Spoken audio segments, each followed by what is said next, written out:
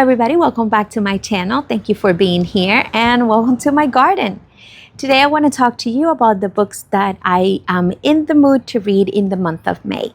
Let's start over with our current reads. So I am in the second book of the Kindred Saga.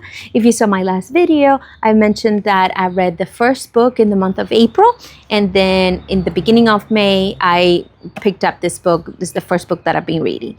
And I'm loving it so far. The story has gotten a lot more interested. I didn't like DM so much on the first book.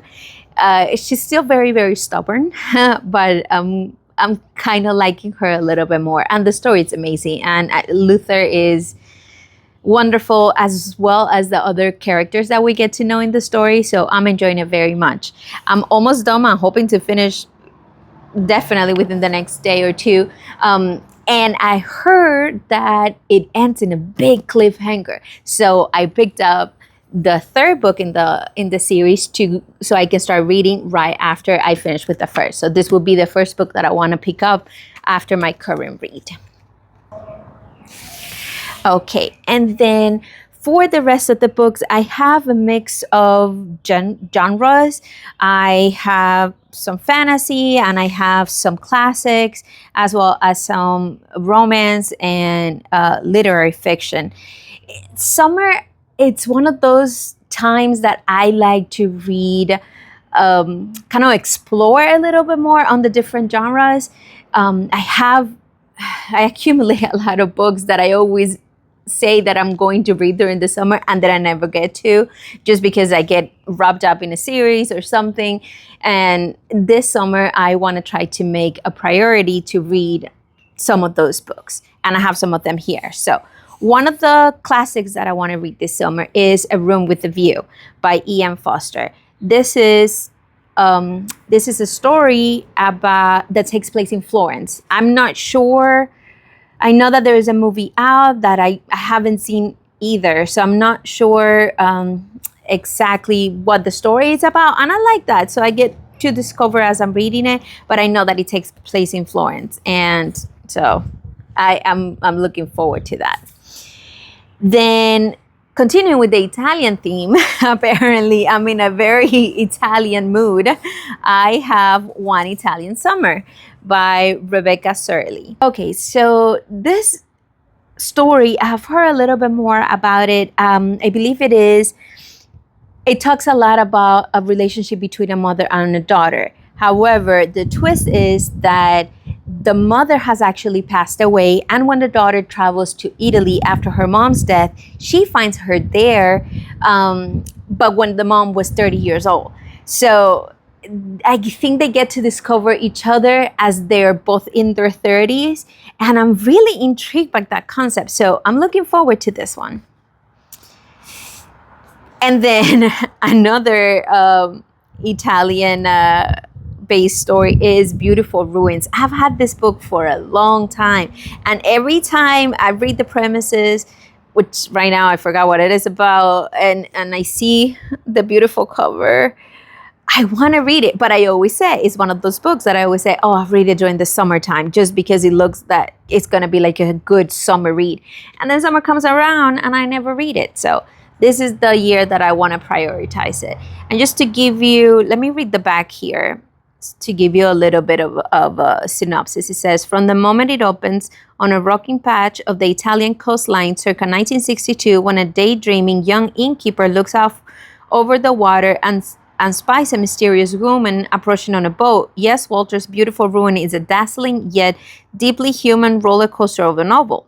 From the lavish set of Cleopatra to the shabby revelry of the Edinburgh Fringe Festival to the back lot of contemporary Hollywood, Beautiful Ruin is gloriously inventive and constantly surprising, a story of flawed yet fascinating people navigating the rocky shores of their lives while clinging to their improbable dreams. A high wire feat of bravura storytelling. You're going to love this book. And this was written by Helen Schulman from the New York Times Book Review. Sounds very nice, so I'm looking forward to it. And then I have this book, A Thousand Ships. I have started this book. I started tabbing it at some point, and I enjoyed the story, but I always feel it's one of the things that if you're not in the right mood for it, or at least for me as a mood reader, if I'm not in the right mood for it, I won't get into the story, even though the writing, it's beautiful and the concept of the story is beautiful. It's based on the woman's perspective of the Trojan War.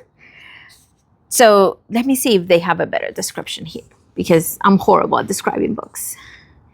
In the front here, it says, "This is the woman's war just as much as it is the men's.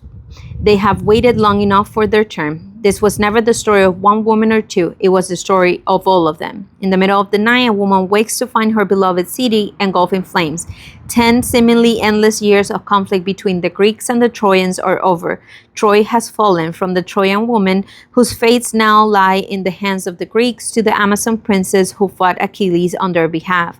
From Penelope awaiting the return of Odysseus to the three goddesses whose feud started it all. These are the stories of the woman whose life, loves, and rivalries were forever altered by history, most infamous war. A woman epic, wonderfully imbued with new life. 1,000 ships puts the woman, girl, and goddess at the center of the Western world greatest tale ever told." I'm excited. Like, I'm looking forward to it. And again, I'm in the mood for it. I remember when I read the few bits that I read, that it felt like reading a classic just because it was so beautifully written, the language itself, not as dense as some classics can be, but yeah, I'm looking forward to that one. And then we have the last book that I believe, at least for the cover, I believe it follows kind of like the same thing that we're going with. It says it's The Will of the Many. It's a fantasy book.